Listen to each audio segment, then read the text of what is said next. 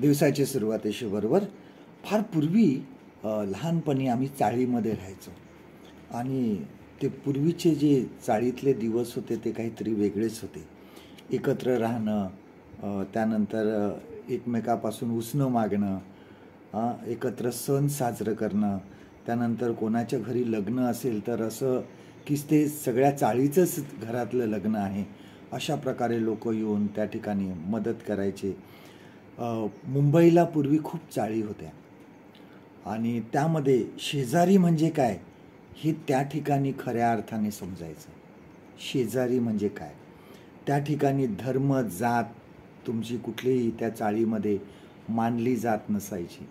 सर्वजण एकत्र राहायचे आणि शेजार धर्म जो आहे हा खरा पाळला जायचा.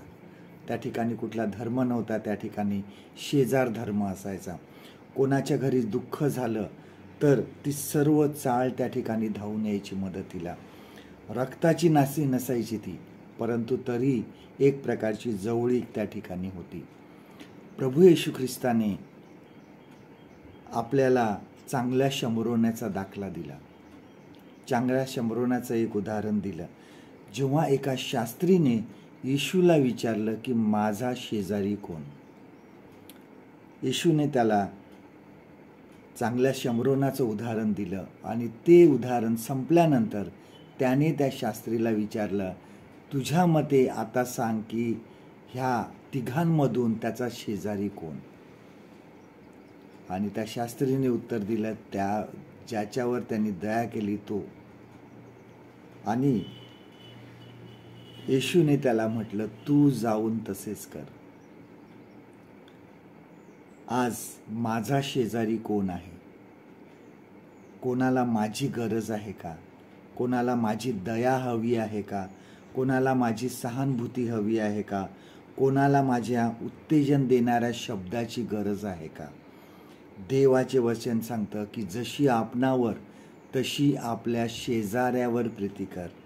मग जेव्हा हा शेजारी कोण, ज्यावर आम्ही दया करतो तो आमचा शेजारी, ज्यावर आम्ही कृपा करतो तो आमचा शेजारी, ज्याला मदत करतो तो आमचा शेजारी.